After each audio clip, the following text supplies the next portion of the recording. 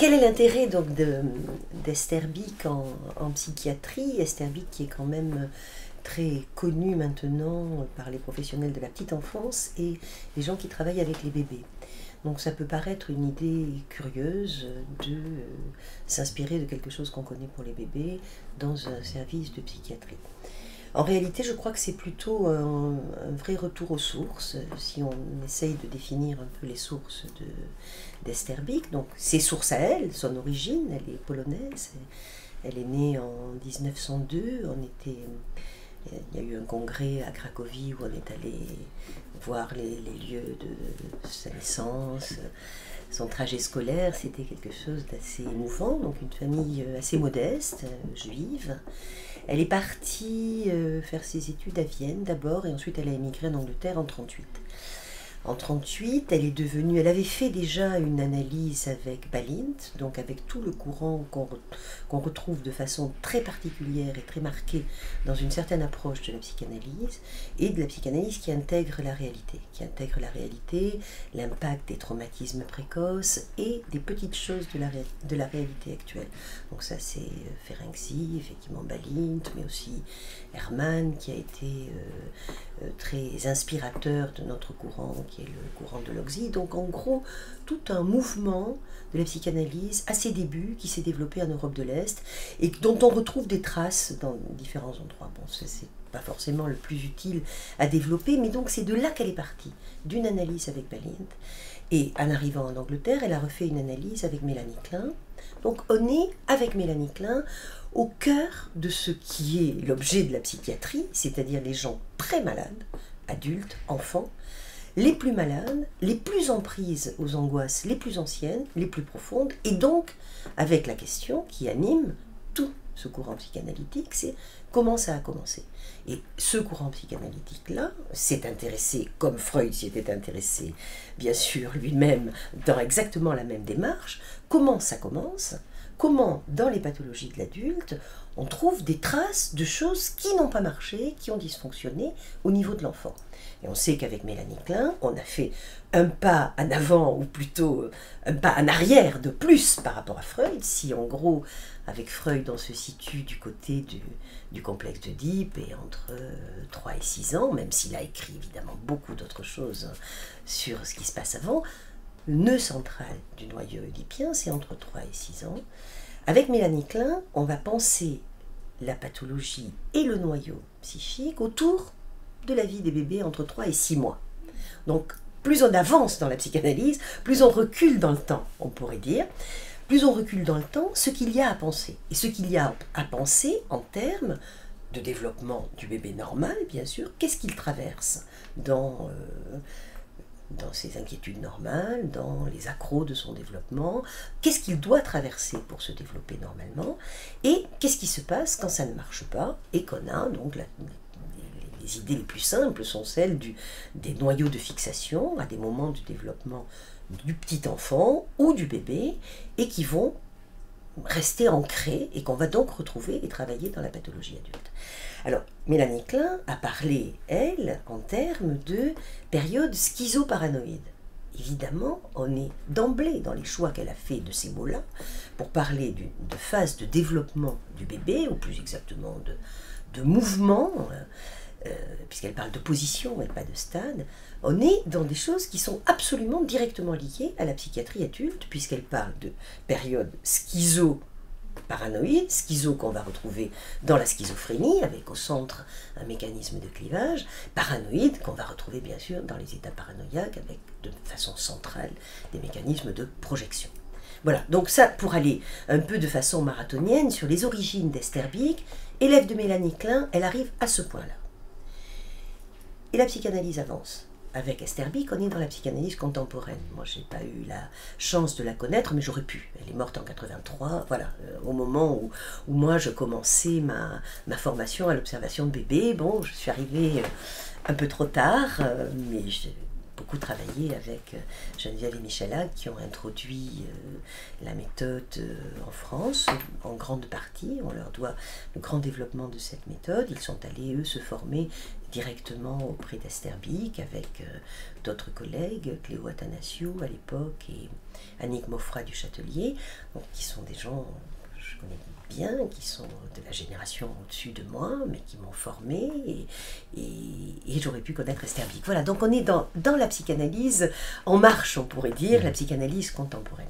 Donc, on continue à partir de cette origine de Bick, découvrant et rencontrant Mélanie Klein, dont elle devient une analysante, ensuite une élève, et elle a été le chef de file du mouvement kleinien à la mort de Mélanie Klein. Donc la question que va se poser Esther Bick, qu'est-ce qui se passe avant? Qu'est-ce qui se passe avant ce que Mélanie Klein décrit comme position schizoparanoïde? Qu'est-ce qui se passe avant que le bébé installe en gros une classification du monde en bon et mauvais, choses qu'on garde et choses qu'on jette? Ce qui se passe avant, c'est ce qui se passe à la naissance et même avant. Et on retrouve là quelque chose d'absolument, que je trouve tout à fait formidable dans ces périodes où la psychanalyse est tellement attaquée et critiquée, c'est qu'on retrouve exactement comme on peut le penser pour Freud, comme on peut le penser pour Mélanie Klein, à partir de gens qui écoutent la souffrance des patients, petits, grands, très malades, pas très malades, qui écoutent et qui sont attentifs et respectueux, on trouve chez ces gens-là un développement et une intuition, on peut dire, une intuition clinique et une empathie qui leur permet d'avoir des idées absolument géniales, mais surtout, ce que je trouve très amusant, c'est que ce sont des idées qui sont très en avance sur les capacités technologiques de les démontrer. Et des idées qu'on montre et qu'on démontre maintenant, dont on trouve plus exactement les mécanismes sous-jacents, en particulier dans tous les progrès des neurosciences basés sur le développement technologique de la neuroimagerie cérébrale. Et donc on commence à voir maintenant, à comprendre comment ça marche, des choses dont ces premiers psychanalystes ont eu l'intuition à partir simplement de leur immense respect, attention et capacité de découverte. C'est-à-dire capacité de penser sans a priori, de penser hors des sentiers battus et de penser donc des choses nouvelles. Alors comment ça s'est fait pour Esther Bick? Penser les choses, les angoisses avant du bébé à la naissance, elle l'a pensé en termes de penser des angoisses de perte de ce qui a précédé. On retrouve des choses assez proches des premiers psychanalystes, de Rank par exemple, avec le traumatisme de la naissance, on n'est pas très loin de ça. Et l'idée que le bébé a déjà une vie psychique, que le monde existe déjà pour lui in utero, et que au moment de la naissance, il va avoir affaire avec la perte de ce monde-là. Et je disais donc que c'était à l'avance par rapport aux découvertes scientifiques, puisque à l'époque, on ne savait pas encore que les bébés in utero entendaient, percevaient, faisaient quelque chose de leur perception, et en particulier s'en souvenaient après la naissance, et préféraient retrouver ce qu'ils avaient connu auparavant, ces travaux qui datent des années 80, en gros, les travaux sur les mondes entre 75 et 80, et tout ce développement de ces idées-là qui ont été validées, c'est des idées qui avaient déjà été pensées par les premiers psychanalystes, c'est-à-dire par les gens qui se sont intéressés à ce qu'est la vie psychique, qui ont pris la suite des philosophes et peut-être de la pensée religieuse, qui étaient les premiers à s'intéresser à ça. Que fait l'homme, qu'est-ce qu'il pense, et comment il pense, et qu'est-ce qui l'empêche de penser. Donc, je reviens au développement de cette méthode-là. Pourquoi elle a développé une méthode comme ça? À partir de cette question et du soin aux enfants les plus malades. Les exemples cliniques que donne Esther Bick, quand elle parle d'une petite fille schizophrène, par exemple, je pense que c'est des enfants que maintenant on appellerait autistes. À l'époque, on n'avait pas exactement cette utilisation diagnostique, et elle parlait plutôt de schizophrénie. Mais quand on regarde ces descriptions cliniques, c'est en tout cas des enfants extrêmement malades. Donc la question, c'est comment on va les soigner et comment on va comprendre pourquoi ils sont dans cet état-là et qui va les soigner. Donc à partir de là, de la question sur qu'est-ce qui ne va pas dans ce développement de ces enfants, elle s'est intéressée, et c'est la ligne qu'ont suivi tous les gens qui se sont intéressés à l'observation de bébés, qui sont tous partis de leurs mêmes difficultés cliniques et thérapeutiques avec des enfants très malades, et qui pour cette raison-là ont été cherchés du côté du bébé normal. Qu'est-ce qui se passe quand ça se passe bien? C'est la démarche qu'on va retrouver chez Tustin, par exemple, puisque je parlais de l'autisme. Tustin fait toute son œuvre autour du travail avec des enfants autistes. Tustin, qui était éducatrice de jeunes enfants, a parlé, elle, d'une phase autistique qu'elle avait décrite dans ses premières descriptions chez le bébé normal comme une phase d'autisme normal. Elle a ensuite changé cette façon de voir les choses, mais quand même, il y a bien cette même question, l'idée que le bébé, au départ, traverse des états qui ont été décrits en termes de confusion, il doit mettre de l'ordre dans son monde, sortir du chaos sensoriel, etc., etc. Donc il y a toujours des équivalences entre ce que traverse tout bébé normal et ce qu'on va voir ensuite dans des états très pathologiques. Donc, la méthode qu'elle a, pourquoi elle est arrivée à fabriquer une méthode, ça aussi c'est pas inintéressant d'ailleurs. Elle travaillait donc à la Tavistock Clinic, dont Bowlby était le directeur à l'époque. Alors moi j'aime beaucoup faire des liens et des confrontations, et je trouve que c'est extrêmement intéressant cet événement hasardeux, on pourrait dire, et Bowlby, qui a été très maltraité par le mouvement psychanalytique parce qu'il avait beaucoup secoué des idées reçues de la psychanalyse, est tombé pendant 20 ans aux oubliettes, et heureusement, on l'a ressorti, et ses travaux sont ressortis et un peu dépolémiqués maintenant, et on doit à Bowlby donc tous les travaux sur l'attachement qui ont mis à mal la théorie psychanalytique parce qu'elle mettait à mal l'idée d'un attachement secondaire à la satisfaction des besoins. L'idée freudienne était la satisfaction des besoins par la mère, et qui entraînait donc l'amour du bébé pour sa mère par étayage sur la satisfaction de la personne qui avait apporté la satisfaction du besoin. Alors avec Bowlby et ses travaux en lien avec les éthologues, qui étaient les Harlow, qui étaient là aussi c'est assez fascinant, les Harlow étaient des gens qui travaillaient avec des singes, avec des chimpanzés, qui étaient des amis de Bowlby, et donc les idées psychanalytiques ont aussi entraîné des questions pour leurs propres recherches, et de la même façon, Bowlby, lui, s'est beaucoup appuyé sur les travaux des Harlow pour essayer de comprendre qu'est-ce qui était déterminant dans le comportement d'attachement. Et ce dont on s'est aperçu avec les singes et ces travaux des Harlow, c'est que c'était pas du tout le fait que la maman singe nourrissait le bébé qui déterminait l'attachement pour le bébé vers sa mère, mais le contact peau et tout le rôle central de la peau.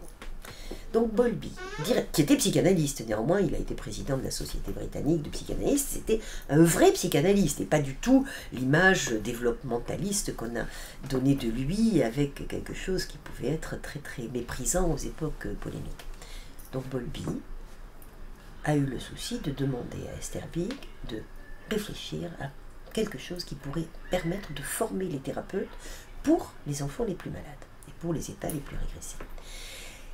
Et Esterbig, peut-être aussi porté par tout cet intérêt passionné de Bowlby pour l'observation, a pensé des choses en termes d'observation, d'une méthode d'observation, qu'on pourrait dire d'observation éthologique, naturaliste, du bébé dans son milieu normal et naturel, c'est-à-dire dans sa famille. Alors, petite parenthèse sur un très très grand intérêt de ça, c'est que je pense que c'est une véritable antidote, cette méthode de formation pour les professionnels, une véritable antidote à leur déformation, à tous, je dis à mes déformations, tous les professionnels de santé sont tous déformés par leur formation par deux biais, à mon sens. Le premier, et c'est qu'ils sont tous formés à la pathologie, d'abord. Et puis ensuite, ils sont formés tous au groupe et à la collectivité. Donc l'expérience du développement normal, la parentalité, du développement banal d'un bébé dans sa famille ne fait jamais l'objet d'une expérience professionnelle. C'est une expérience purement personnelle, sur laquelle on passe beaucoup de temps à s'interroger sur des divans quand on est un soignant, mais néanmoins, ça ne va jamais faire l'objet d'un groupe de travail, d'un partage des expériences avec un superviseur, etc., etc. Pas du tout. Ça reste du domaine privé. Alors le grand intérêt de cette méthode-là, c'est que c'est le seul stage en famille qu'un professionnel de santé puisse faire avec un travail de pensée, de confrontation avec d'autres professionnels. Donc ça, c'est le grand intérêt de cette méthode, c'est d'aller voir. Les consignes que donnait Esterbieck étaient que l'observateur se rendait dans une famille pendant les 2 premières années de vie de l'enfant, c'est-à-dire une observation longitudinale. Il allait aller 1 fois par semaine pendant à peu près 1 heure. Et l'à peu près est important, parce que c'est un à peu près qui indique l'ajustement.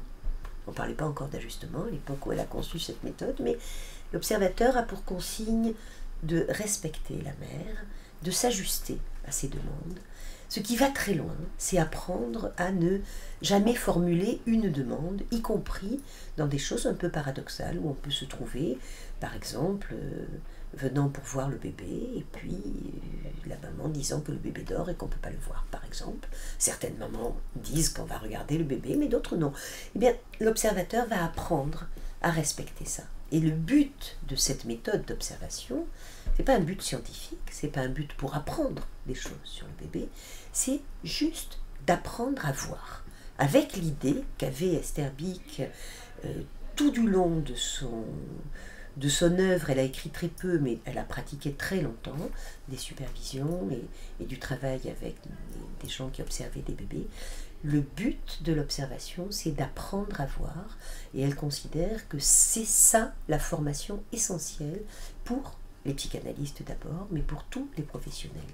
D'apprendre à voir avec respect, donc sans interférer, c'est ce qu'elle a défini comme non-interférence, qui est, je crois, la raison pour laquelle c'est une formation irremplaçable pour les psychanalystes, parce que ça leur apprend ce que dans un autre cadre de formation analytique, on va appeler la dite neutralité, qui est une erreur de traduction, et Freud ne parle pas de neutralité, il parle d'abstinence. Et l'abstinence, le fait de ne pas agir soi-même, de son propre désir, de sa propre volonté, c'est l'équivalent de ce que Bieck appelle non-interférence. Donc c'est un endroit où on va apprendre ça, et où on va l'apprendre comme toujours. Quand on apprend des choses, c'est quand on apprend en ayant ses propres évidences qui sont secouées.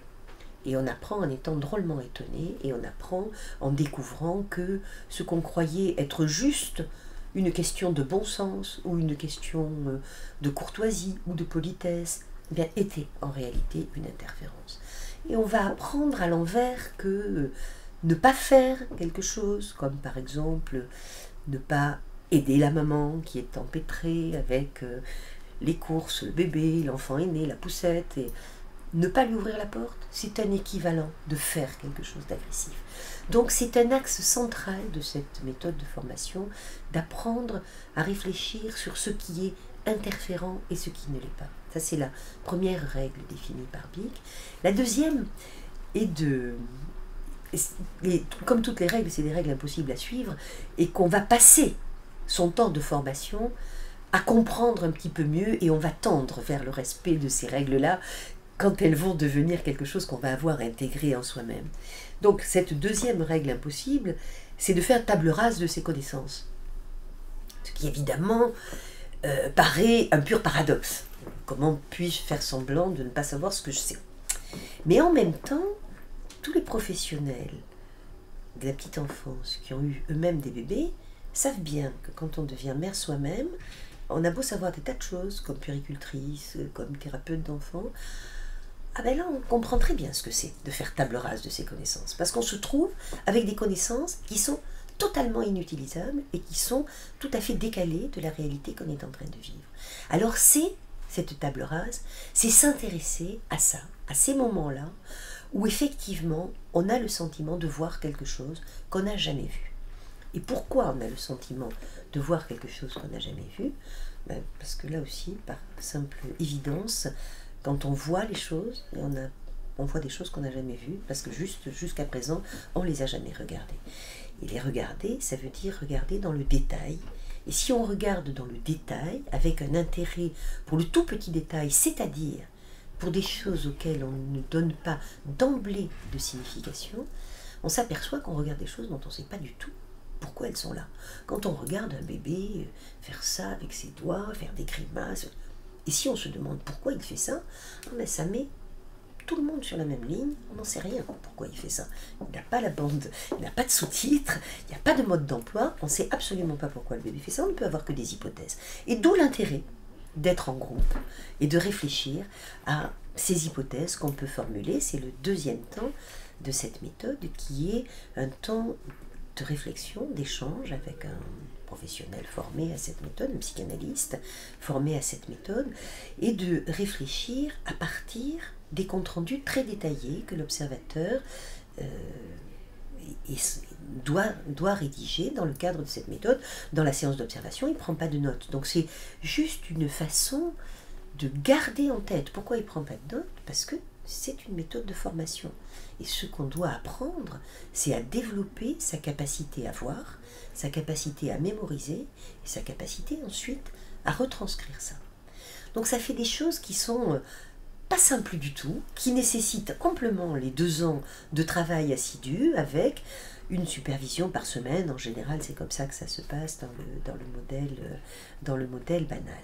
Donc ensuite, on va discuter et avoir là non pas des interprétations, mais des hypothèses psychanalytiques. Pourquoi psychanalytiques? Parce que la base de ça est quand même de penser que tout ce qui est comportemental, tout ce qu'on voit du bébé, de ses mimiques, de ses directions de mouvement vers l'un ou l'autre membre de la famille, que tout ça n'est que la partie émergente de l'iceberg et la façon dont on peut voir la vie psychique qui est sous-jacente, mais sur laquelle on ne va pouvoir faire que des hypothèses. Voilà, donc un petit global de cette méthode d'Esterbik et de son très grand intérêt pour la formation. Et je disais tout à l'heure que on apprend avec étonnement. Pourquoi? Pourquoi on apprend avec étonnement? Parce qu'on est étonné quand on a une idée reçue, une évidence, quelque chose qu'on croyait, sur quoi on ne s'interrogeait même pas, et qui est tout d'un coup battu en brèche par l'expérience qu'on fait. Alors c'est là qu'on a une chance d'apprendre des choses nouvelles.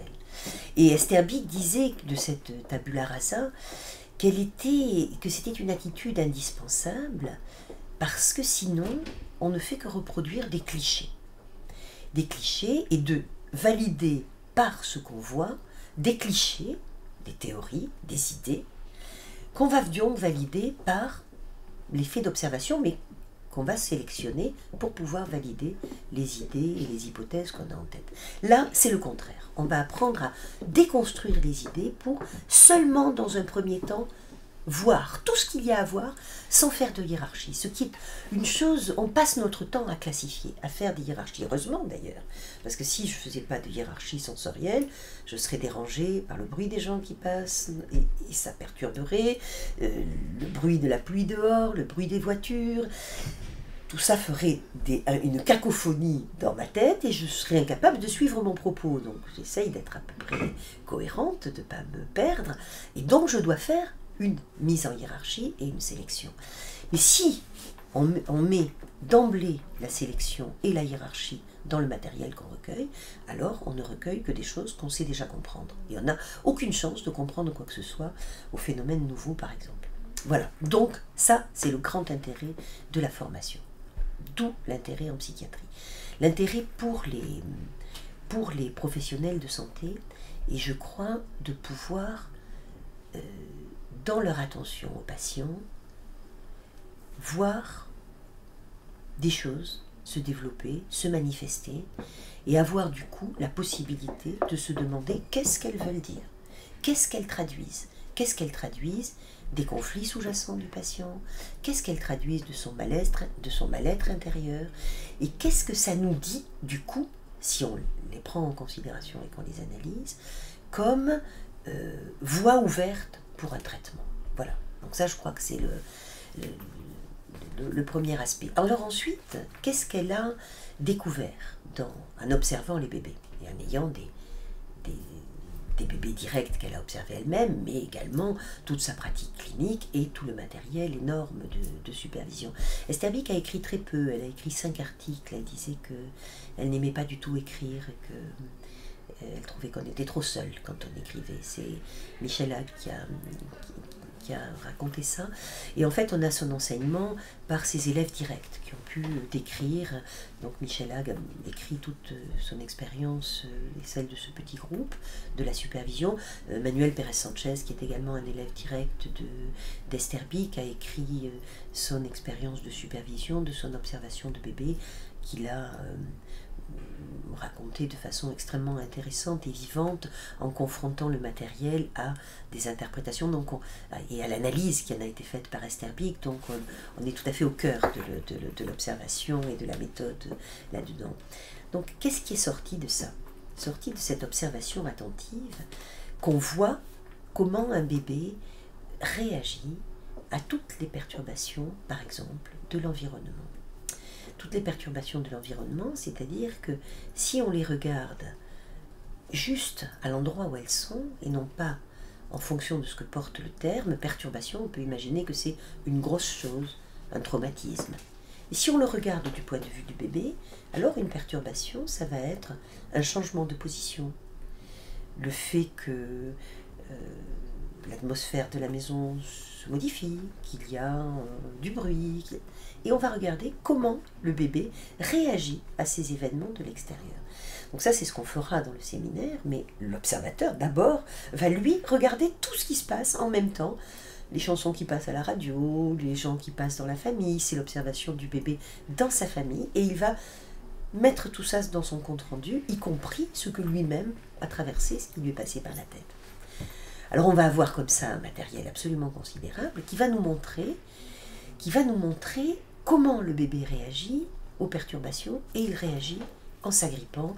Et c'est toute la théorie majeure, je crois, d'Esther Bick, des agrippements, avec la conception d'un psychisme à la naissance et d'une problématique du bébé à la naissance qui est de retrouver les éléments du monde connu antérieurement. Et là, on est très près de conception de notre psychanalyste qui était Bion, qui était aussi d'ailleurs aussi un analysant de Mélanie Klein, mais ils ne se sont pas rencontrés réellement, Bick et Bion. Ils étaient tout à fait contemporains, pourtant ils auraient pu, mais leurs idées sont absolument complémentaires et parallèles. Donc l'idée de Bick, la théorie majeure de Bick, c'est que le bébé vit la naissance comme, quelles que soient les conditions de sa naissance, comme une chute, comme une perte de l'enveloppement contenant, ce qui est une évidence bien sûr.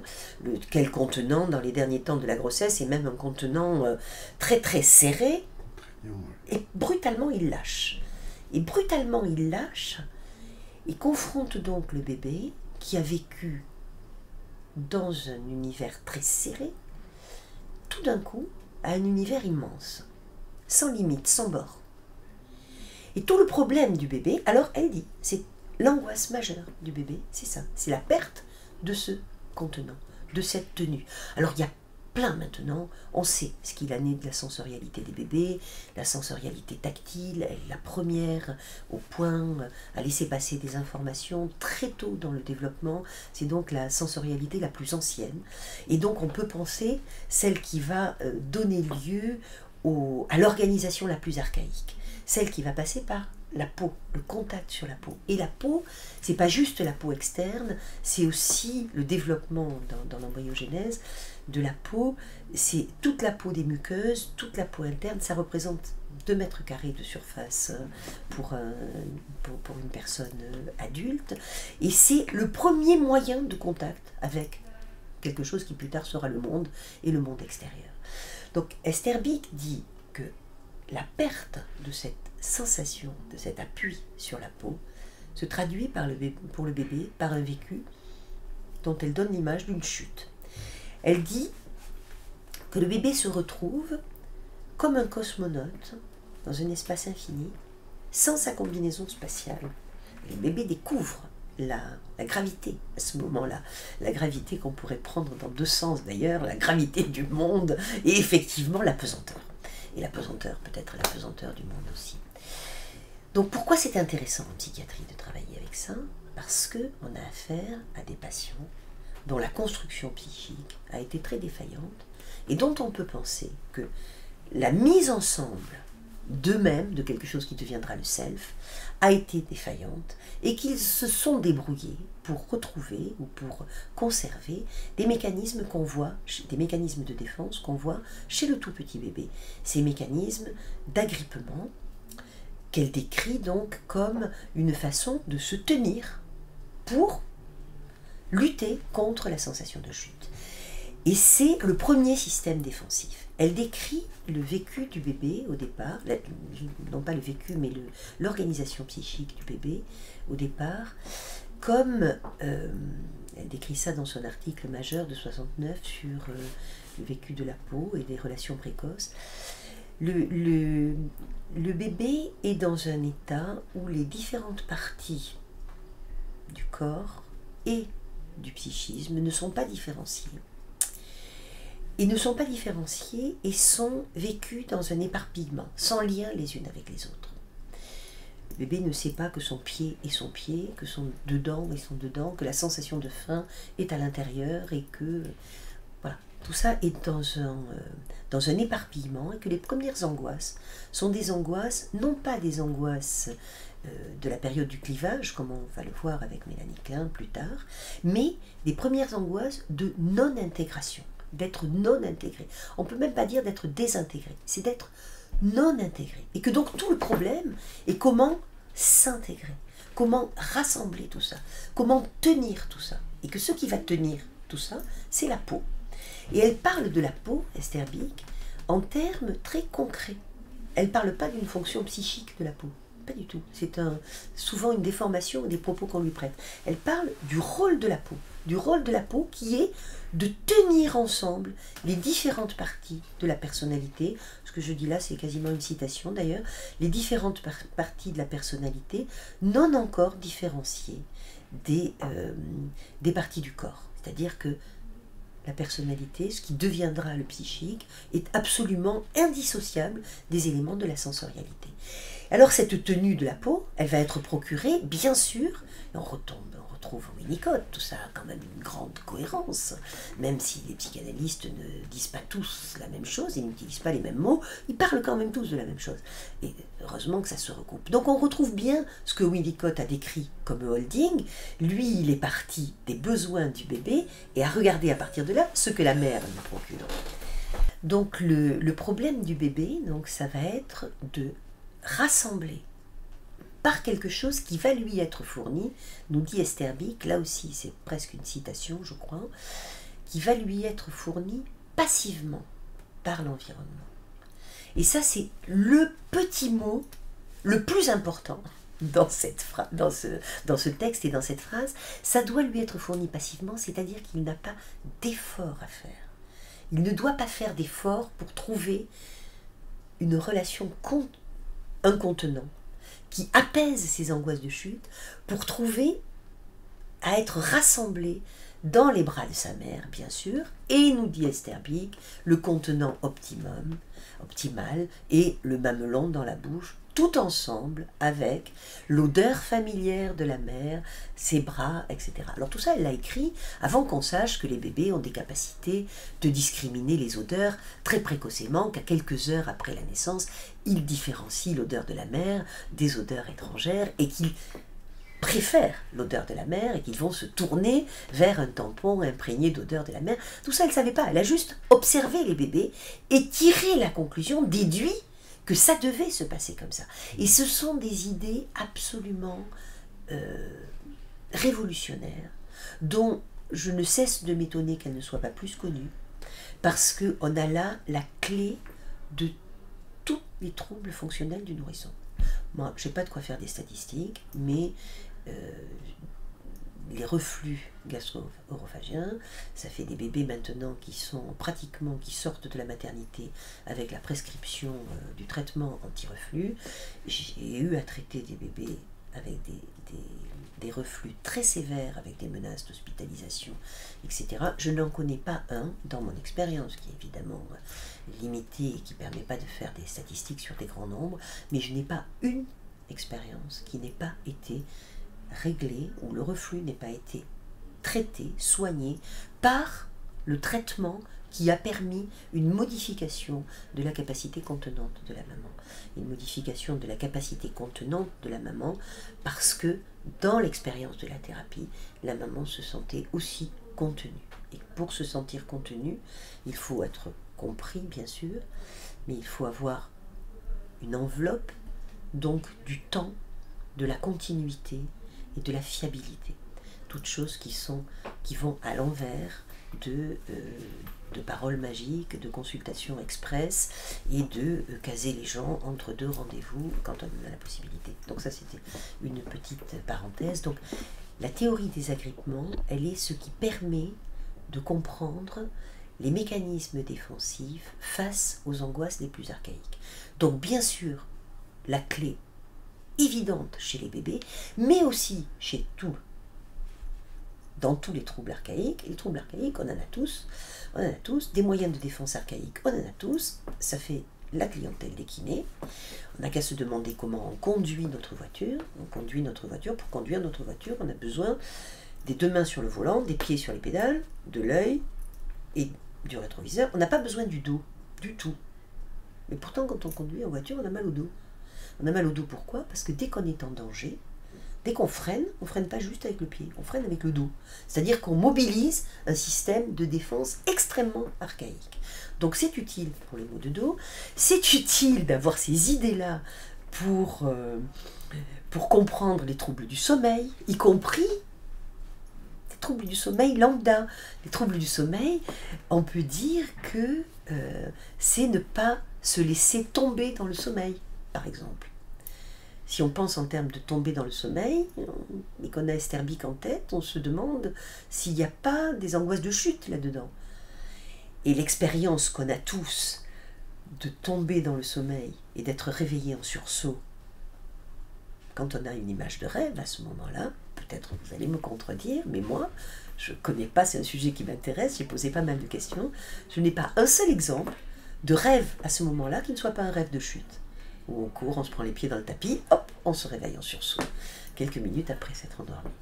Donc, pour s'endormir, il faut pouvoir vivre cette expérience de tomber dans le sommeil. Et pour pouvoir la vivre, il faut qu'on ait une sécurité de base assez forte, pour ne pas craindre que ce soit tomber pour de bon, et pour tomber sans fin, ce que décrit Esther Bick comme des angoisses de chute sans fin, des angoisses de fin mortelle, c'est Alice tombant dans son puits, c'est ça. Angoisse de chute. Donc, on a là une ouverture avec les agrippements comme mode défensif contre les toutes premières angoisses archaïques qui est extrêmement utile dans plein de petits symptômes, de gros symptômes, mais évidemment indispensable pour les patients les plus malades, qui sont ceux qui sont le plus pris dans des angoisses archaïques et dans la nécessité permanente de traiter ces angoisses archaïques. Voilà. Ça, c'est donc le deuxième aspect qui me paraît tout à fait utile en psychiatrie, et le lien qu'on peut faire entre les pathologies actuelles de patients adultes et ce qu'on voit chez les bébés est extrêmement utile. C'est extrêmement utile parce que je pense que ça amène pour les soignants une beaucoup plus grande proximité et familiarité de cette pathologie. Le malade, à ce moment-là, n'est plus le malade loin de nous et estampillé par la psychiatrie, mais quelqu'un qui peut se retrouver dans des liens très profonds avec, et qu'on peut comprendre en faisant soi-même appel à des choses qu'on a traversées dans son développement et qu'on a tous traversées en état de bébé. Alors ensuite, il y a une troisième chose qui est, me semble-t-il, très utile de façon à tous les gens qui travaillent avec la pathologie psychique, et particulièrement avec les grosses pathologies psychiques, c'est la méthode de travail qui résulte de cette méthode d'observation. Et ça, c'est la méthode de travail, donc c'est cette méthode qui est décrite: séance d'observation, recueil d'un matériel sans hiérarchie, sans chercher à le comprendre, du matériel brut, sans faire de phrases, juste le matériel brut. Deuxième temps, réflexion à partir de ce matériel brut, réflexion partagée avec différentes personnes. Qu'est-ce que ça entraîne comme méthode de travail? Alors, quand on travaille en psychiatrie, souvent, plus on est confronté à des gens malades, plus on dit que les institutions sont malades.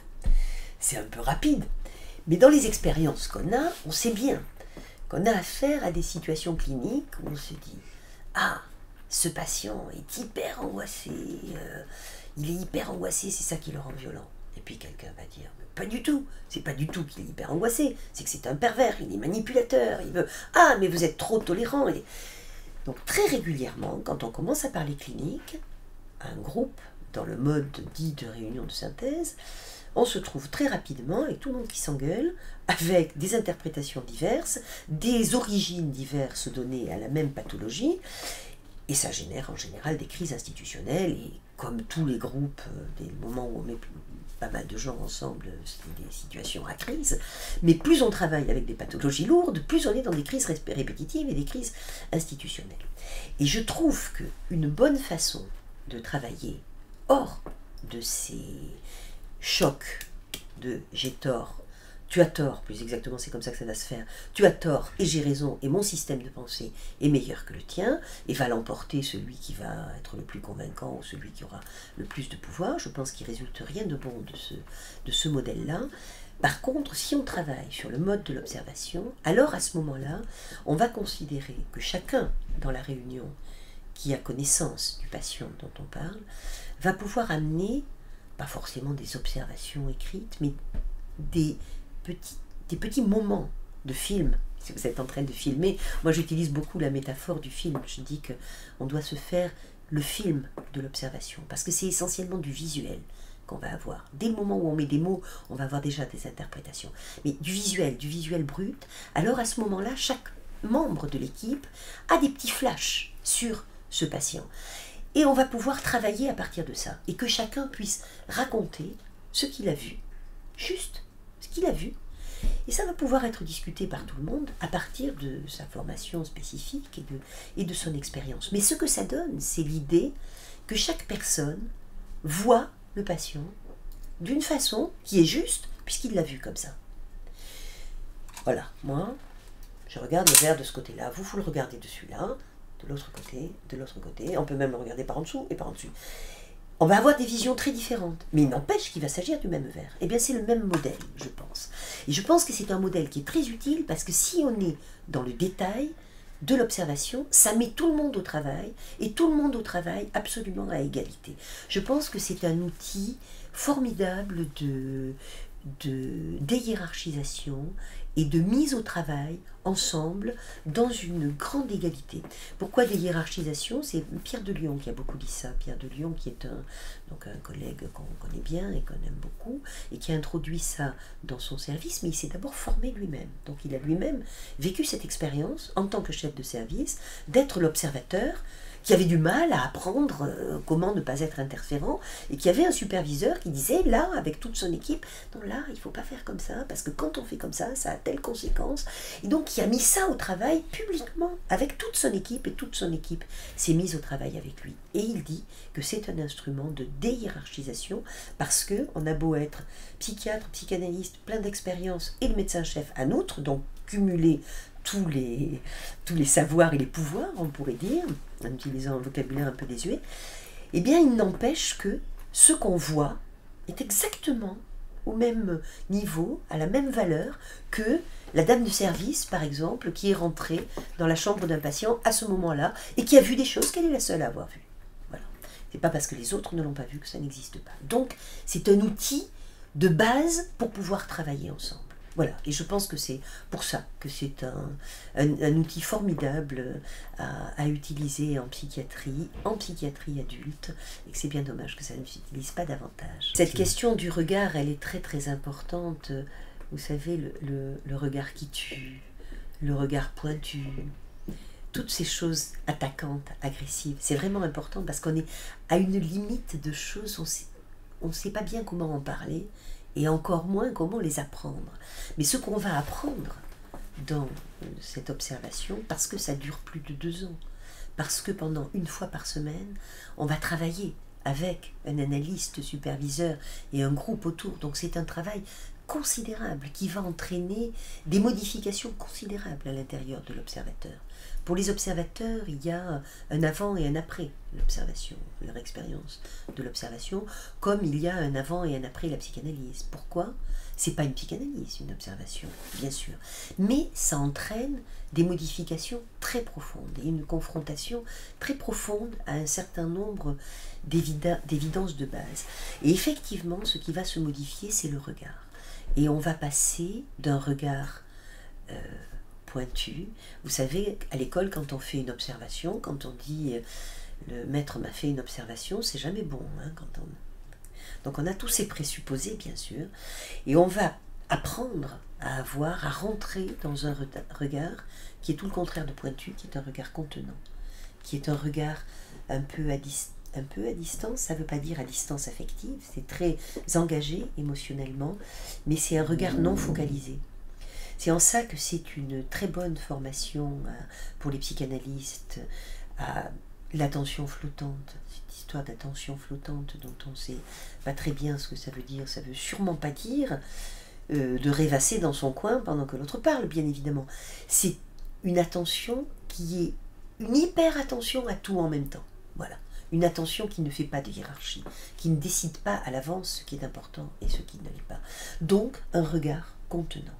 Et on le voit quand il y a des observations en crèche, en institution, c'est très très intéressant parce que la place même d'un observateur dans une crèche va attirer les enfants en difficulté qui souvent vont venir montrer devant l'observateur des choses qui sont difficiles pour eux, et des jeunes observateurs peuvent se sentir appelés à agir à ce moment-là. Quand ils vont travailler sur l'observation, ils vont se rendre compte qu'ils ont un regard appelant et qu'il y a des façons de regarder les gens qui sont un appel. On le sait bien. C'est toute notre façon d'utiliser le regard dans notre vie, évidemment, courante et relationnelle. On peut avoir un regard appelant, tellement fort que quand quelqu'un vous regarde, derrière, vous vous retournez en sentant que vous êtes regardé. Donc c'est vraiment des choses qui sont très fortes. Donc on va on va modifier très profondément cette fonction du regard qui va devenir un regard contenant, un regard rond. Et le silence, la qualité de la non-intervention de l'observateur fait tout à fait partie de ce regard. C'est-à-dire que c'est une très grande attention sans action ou avec peu d'action, et qui est certainement pas neutre, qui est très engagé. L'observateur est très engagé dans la vie de la famille. On y apprend des choses importantes, on y apprend que on peut être engagé émotionnellement sans pour autant perdre son âme de psychanalyste. C'est drôlement utile d'apprendre ça. C'est une situation où on apprend, où on fait des cadeaux par exemple à la famille, ce qui n'est pas du tout une situation courante pour des thérapeutes, mais on y apprend à exprimer aussi qu'on est reconnaissant à ce que la famille nous laisse voir, à la confiance qu'elle nous manifeste. Donc toutes ces choses-là participent de la construction d'un cadre contenant et de l'apprentissage d'une véritable fonction contenante. Ce que je crois absolument fondamental, là je ne sais pas si c'est des choses qui vous intéressent très directement pour le film, mais je pense que c'est des choses absolument indispensable pour les thérapeutes et les psychanalystes actuellement d'apprendre ça, parce que nous sommes avec des cliniques qui changent, qui sont moins des cliniques du symptôme que des cliniques de l'identité, et donc les traitements doivent être des traitements qui passent d'abord par la constitution d'une fonction contenante. Et ça, je crois que c'est vraiment des choses que les analystes doivent apprendre à être moins pointus avec ces pathologies-là. Vous voyez, c'est devenu presque l'équivalent d'interpréter. Dans le vocabulaire, on dit « Ah, je lui ai pointé que... » Ben justement, c'est des pathologies avec lesquelles pointer, ça tue. Donc, c'est pas pointer qu'il faut faire. C'est justement, au contraire, tenir, contenir, faire des liens, mettre en sens, reconstruire une première fonction de la peau. Voilà. Et qu'est-ce qui se passe si l'observateur constate un manque, constate un développement qui n'est pas tout à fait normal, etc. Qu'est-ce qui se passe? Alors je vais vous dire une chose absolument... Bon, maintenant je commence à avoir pas mal... Bon, il y a quelques avantages à vieillir, il y a beaucoup d'inconvénients, mais il y a quelques avantages, c'est qu'on accumule beaucoup d'expériences et qu'on a plein de débuts d'histoire dont on connaît le déroulement et la fin. Eh bien, donc j'ai beaucoup supervisé de groupes et d'observations de bébés. Je ne connais pas un seul groupe où on n'est pas à un moment traversé, et je dis on, tout le groupe, et moi aussi maintenant un peu moins, mais quand même, où on n'est pas traversé l'angoisse que ce qu'on est en train de voir soit anormal. Et avec l'angoisse qui va avec, est-ce qu'on est en train de voir un bébé devenir autiste? Est-ce que cette famille est maltraitante? Est-ce que ce bébé est handicapé? Il y a des choses qui sont impressionnantes, de voir un bébé se déplacer, et de le voir dans le groupe se déplacer, et que quelqu'un dise, mais il est paralysé ce bébé, il est handicapé moteur cet enfant. Donc je ne connais pas un groupe où il n'y ait pas eu à un moment une très grande inquiétude par rapport à l'hypothèse d'une pathologie. Alors ça, c'est vraiment intéressant, parce que ce qu'on voit, c'est que si on a cet outil-là, bien évidemment, la première chose, c'est que ça ne soit pas nocif. Et ça, c'est quand même la préoccupation éthique. Mais l'idée qu'on a, c'est que c'est tout le contraire de nocif, c'est que c'est un outil thérapeutique. C'est pas fait pour ça au départ. Au départ, c'est une méthode de formation. Mais ensuite, dans les applications, c'est cet aspect-là qui a été développé, l'aspect précisément thérapeutique de cet incroyable outil thérapeutique qui est l'attention et le regard. Et ce qu'on voit dans ces moments d'inquiétude partagée dans le groupe, par rapport auquel l'observateur n'a rien dit à la famille, mais tout se passe comme si la famille avait partagé, en regardant avec l'observateur, avait aussi traversé les mêmes inquiétudes, et par exemple a pu dire ah oui, finalement cet objet-là il n'est pas bon du tout pour le bébé, et tout le groupe souffrait de voir ce bébé dans ce baby relax qui sonnait, qui faisait des vibrations, qui faisait des musiques, qui avait des tas de choses, et on voyait le bébé mal comme tout là-dedans. Et puis au bout de quelques séances, la maman pouvait dire ah, j'ai arrêté ce truc-là, c'était vraiment pas bon pour lui. Alors est-ce que il aurait mieux valu dire quelque chose et obtenir tout de suite de se débarrasser de cet objet? Non, on pourrait dire que ce serait plus efficace. Ce serait plus efficace à court terme. Et ça priverait du même coup la mère d'avoir elle-même regardé, réfléchi, pensé et aménagé de façon juste par rapport aux besoins de son bébé. Donc c'est une modification très en profondeur, là aussi, du regard des parents. Les parents le disent, ils disent dans les observations, quand ils ont plusieurs enfants, ils disent « Ah mais celui-là, il fait des choses que les autres n'ont jamais fait. On n'a jamais vu les autres faire ça. » C'est à entendre vraiment comme ça. On n'a jamais vu les autres faire ça. Moi, mon observation de formation, j'ai vu beaucoup le bébé dormir. Ben, j'étais mère de famille à l'époque, mais je n'avais jamais vu un bébé dormir. Hein. Quand ma fille dormait, j'avais 2000 choses à faire, je ne restais pas à côté en train de la regarder dormir. Donc j'ai vu des choses incroyables chez ce bébé qui dormait, et j'avais pas du tout l'idée qu'un bébé qui dormait faisait tellement de choses. Voilà, donc ça fait partie des surprises très très profitables de l'observation.